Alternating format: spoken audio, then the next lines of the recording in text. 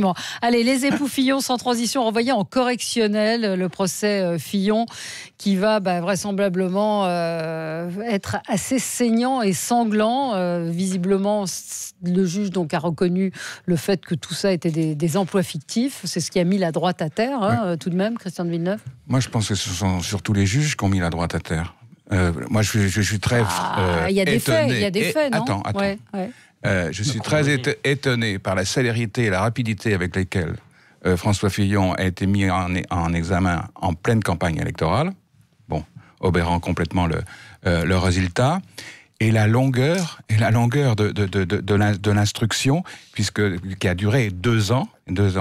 Moi, j'ai le sentiment que les juges, une fois que François Fillon était écarté de la scène politique, il ne savait plus que très bien faire de cette affaire. En plus, le procès risque d'intervenir dans 1 an ou 2. Vous vous rendez compte? Donc moi, c'est ça ce qui m'interpelle beaucoup, sans compter que je pense qu'il y a beaucoup de députés qui doivent trembler. En même temps, ça a mis en évidence tout ce qui se passait et qui était en même temps autorisé à l'Assemblée nationale et ailleurs. Tous les privilèges, encore une fois. Mais le départ des Gilets jaunes, c'est pas un hasard. Au-delà des problèmes sociaux, etc., on se rend compte que l'affaire Fillon, ça concerne un paquet de députés ou de sénateurs, etc. On le sait, il y a plein d'affaires. Tout le monde mange au gâteau et on profite des mais attention. Jean-Luc Benamias, qui a été député européen, le sait, ça. Parce que le phénomène mais non, mais on connaît le système, malheureusement. Le phénomène de brebis galeuses qui peut exister ne doit pas porter l'opprobre. À ceux qui Par exemple, moi je connais les attachés parlementaires, c'est un vrai boulot. C'est un vrai boulot. Un boulot d'ailleurs pas mis en lumière, très exténuant, et beaucoup d'heures de travail. Payé le SMIC. Voilà, donc ça dépend le nombre que tu as. Ça dépend du député. Mais l'affaire Fillon, moi, que la justice fasse son travail, je suis assez d'accord sur la temporalité, mais en tout cas, elle nous aura privés du débat présidentiel dont on avait droit, projet contre projet. Ouais. Et c'est une part aussi de ce qu'on paye aujourd'hui avec la crise des Gilets jaunes, parce qu'un certain nombre d'éclaircissements, de clarifications n'ont pas eu lieu en temps et heure pour voter. 1 mois avant le premier tour, la majorité des Français n'avaient retenu du programme Emmanuel Macron, qui est passé à travers les gouttes, que la suppression de la taxe d'habitation. Ils ne voyaient rien d'autre de très clair, parce qu'ils disaient les formules « pensée printemps », vous vous souvenez de tout ce truc, c'était un truc hallucinant. Donc ça nous a privés de la confrontation démocratique. Ça a été infernal, qu'on y repense. Mais encore une fois, moi, cette affaire Fillon, c'est quand même par rapport à ce qui s'est passé aussi avec le MoDem, avec Bayrou. Mais oui, non, mais il faut le dire, les attachés parlementaires européens, etc. Et le français moyen, moi je vois dans mon petit village, les mecs ils disent c'est tous des combinards, les politiques. Ils profitent du système qu'on est malade. L'affaire Fillon a été l'explosion même de tout. Et ça fait du tort aux députés qui bossent sûrement très bien. Mais à un moment donné, il faut qu'on arrête. Les privilèges, ça suffit, quoi. Surtout dans la situation dans laquelle on se trouve. Ouais. Alors, on a Eric en ligne avec nous. Bonjour, Eric. Bonjour. Faut que tu réagisses. J'espère que vous allez bien. Oui, vous aussi. En fait, on va être dans la continuité de l'interlocuteur. Je ne sais pas son nom, désolé, excusez-moi, monsieur. C'était Bruno Pomar. Voilà. Donc, en fait, j'ai une proposition à Sud Radio à faire et à Didier Maestro, c'est de faire une émission spéciale affaires politiques. Parce que, en fait, comme disait l'interlocuteur précédent, c'est une accumulation. C'est-à-dire qu'en fait, en fin de compte, l'affaire Fillon, c'est qu'une affaire parmi un nombre énorme d'affaires et résultat, la défiance que les Français ont vis-à-vis du politique n'est pas étrangère à cela. Je ne fais que répéter en fait ce qui a été dit précédemment, parce qu'il a exactement le même témoignage que moi. Mais ce qui serait pas mal, c'est ou bien une émission de radio, ou bien un journal spécial. Mais pourquoi ça s'appelle un peu le canard enchaîné, non Non, c'est différent parce que on va dire qu'il serait orienté uniquement là-dessus. C'est-à-dire de façon à ce que les gens voient concrètement, dans l'ensemble, toutes les affaires qui entourent le milieu politicien, pas politique, faut faire le distinguo, et en parallèle, évidemment, les histoires de lobby, parce que tout ça, en fait, tout ce que l'on voit, c'est présenté, on va dire, si j'ose dire, au compte-gouttes. C'est-à-dire qu'on a de temps en temps une affaire, régulièrement, certes, mais on n'a pas, si vous voulez, la vue d'ensemble. Et je pense qu'à mon sens, il serait pas mal de faire tout ce listing, de présenter toutes ces affaires, de présenter tous les sujets auxquels... Pour arriver à quoi? À tous pourris? Non, pas pour arriver à tous pourris, pour que, en fait, dans le sens, pour que les gens puissent voir un aperçu global de la situation, Je pense qu'ils le savent, hein. Enfin, non. Non, c'est sanctionné, tout simplement, les gens qui dérapent. Alors, attendez, oui. Non, mais quel est le but? Parce que, enfin, voilà, là, François Fillon est renvoyé en correctionnel. Il y a des procès qui prennent énormément de temps, ça, je suis d'accord avec vous. Mais le but de toutes les, on les connaît, les affaires, non? Disons que on les connaît, certes, mais je pense qu'à mon avis, ce qu'on a surtout, c'est, on va dire, que des résumés.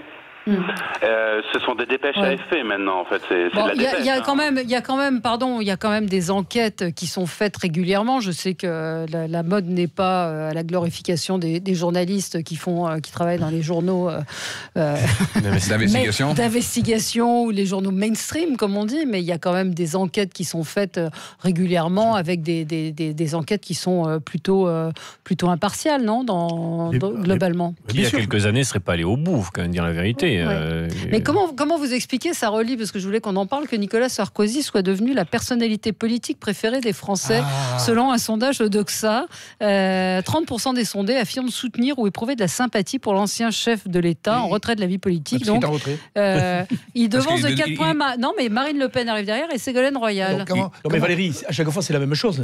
Quand Chirac est parti, c'était pareil. Il était un peu détesté. Chirac, il a mis du temps, quand même. Comment vous pouvez expliquer, après tout ce qu'a subi M. Fillon, qui n'était pas la personne pour qui j'ai voté, évidemment, comment on peut expliquer qu'il fasse quand même 20% dans ces cas-là? C'est énorme par rapport à tout ce qu'ils ont vécu. C'est gigantesque. Et c'est pour ça que la droite française, elle n'a pas disparu. Elle ne disparaîtra pas dans les semaines qui viennent et dans les mois qui viennent. Donc, non, mais elle n'est pas très bien quand même. Les gens sont complexes. J'entendais ce que disait l'auditeur. Très bien. On va donc enquêter sur tout ce qui tourne autour des politiques. Mais après, on va enquêter sur tout ce qui tourne aux entreprises. Puis après, on va enquêter sur tout ce qui touche aux associations. Je disais hier, je finance dans les financements associatifs une association qui s'occupe des personnes aveugles. Et puis je m'aperçois hier, en lisant Libération, deux pages, je finance cette association où il y aurait des détournements. Et on peut aller très loin comme ça. Attention à la société de délation continuelle. Je ne dis pas qu'il ne faut pas enquêter. L'affaire Fillon, l'une des affaires réelles pour M. Fillon, en dehors de ces histoires de costards qui sont assez ridicules, c'est non pas l'affaire des assistants parlementaires, c'est l'affaire de, semble-t-il, je pèse mes mots, emploi fictif par rapport à la revue dans laquelle sa femme, son épouse... Je sais, ça c'est une prescription, ça. Il y a prescription. Ah non, c'est attaqué dedans, non, il n'y a pas prescription. Ils sont mis en examen pour détournement de fonds publics. Pas du tout pour l'affaire... Pas du tout pour l'affaire de Robert qu'il avait. Ça n'a rien à voir, c'est pas la même chose. Rien à voir. Marc Charia a reconnu. Il a été condamné. Mais Pénélope Fillon, pour Pénélope Fillon, il y a prescription. Et là, la correctionnelle vise en fait l'emploi fictif de Pénélope Fillon à l'Assemblée nationale. 1 million d'euros pour 1 million d'euros. C'est encore. Non, parce qu'il y a son suppléant, il y a elle, son suppléant, et la somme totale serait de 1 million. Mais vous m'avez pas répondu sur Nicolas Sarkozy, c'est assez inattendu tout de même, non, qu'il revienne. Je pense que les Français sont en manque de personnalité charismatique. Ouais. Et donc c'est. En plus, alors ça, c'est une réalité. Dans les sondages, on voit, quelles que soient les sensibilités politiques d'ailleurs, que le cumul des crises est tel qu'il y a l'attente de l'homme fort, providentiel, celui qui pourra régler.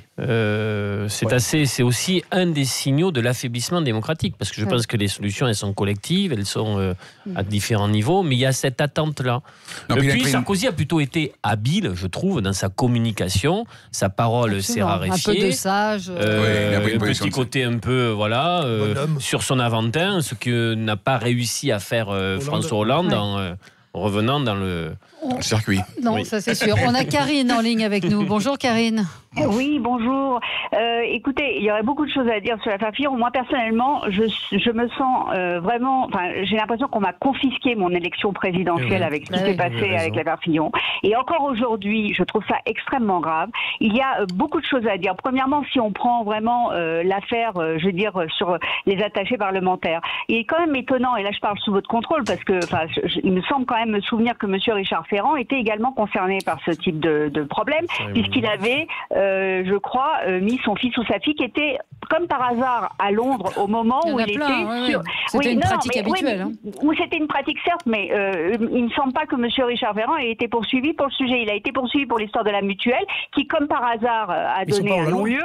Et là, sur son affaire de fils ou fille, il a été totalement, je veux dire, exonéré, alors que M. Fillon a été poursuivi et encore une fois, la passe est acharnée. Il y aurait vraiment beaucoup de choses à dire, parce que moi, je me souviens que déjà, lorsque la campagne présidentielle a démarré, et là, on a vu justement la concentration au niveau de la presse et des médias. Il se trouve que j'écoute une radio qui est concurrente de la vôtre de temps en temps, qui s'appelle Radio Classique, pour pas la nommer, qui appartient à M. Bernard Arnault. Et je peux vous dire que les diatribes à l'encontre de M. Fillon, quotidiennement, le matin, et avec M. Bayrou, évidemment, en tête, sur M. Fillon, avec M. Bourlange, qui, comme par hasard, a été viré de France Culture et qui s'est retrouvé tout d'un coup sur Radio Classique. Je veux dire, on a vraiment laissé libre cours à ces diatribes. Ça, c'est la première chose. Deuxièmement, je veux dire, je suis étonnée qu'on n'ait pas trouvé quelque chose de plus grave, finalement, si je peux dire, sur M. Fillon, parce que on a trouvé que l'histoire des costards, mais si on avait pu trouver des affaires beaucoup plus graves d'influence, je pense qu'on les aurait trouvées. Or, on ne se penche pas du tout sur les influences qu'il y a dans l'entourage de M. Macron. On ne se penche pas du tout. Par exemple, on a oublié, alors je sais que ça peut paraître anecdotique, mais que quelques mois après son élection, par exemple, il a fait en sorte que quelqu'un de la Marine nationale, donc française, aille trouver un point d'ancrage pour le yacht de M. Bernard Arnault, parce qu'il voulait s'ancrer dans un endroit qui était une réserve naturelle. Et ça, personne n'en a parlé. On enterre toutes ces choses-là. Il y a une autre chose quand même que je voudrais dire, c'est que j'ai l'impression qu'on ressort justement cette affaire Fillon systématiquement lorsque on sent qu'il y a une angoisse sur la légitimité du gouvernement actuel en place. Et je suis d'accord avec vous. Oui, là c'est la justice qui suit son cours, ça tombe à ce moment-là. Oui, mais la justice. Mais moi, je me souviens aussi que même Maître Dupond-Moretti, qu'on peut pas suspecter d'être pro-Fillon, avait dénoncé la façon dont la procédure s'était passée et les fuites qu'il y avait eu, et trouvait ça absolument scandaleux.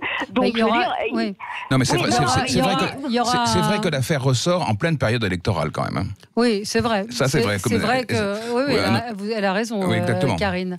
Après, effectivement, ça rejoint un petit peu l'appel précédent, c'est-à-dire que tout n'est pas exploité, développé, si etc. c'était très stratégique pendant la période électorale, à la limite, on se serait calqué sur le Rassemblement national, qui a aussi ses problématiques d'attachés parlementaires à l'Europe. Oui, mais il y a encore un mois de campagne. Oui, mais on n'entend pas parler, c'est vrai que le Rassemblement national, de non-campagne. Pourtant, ils sont un problème.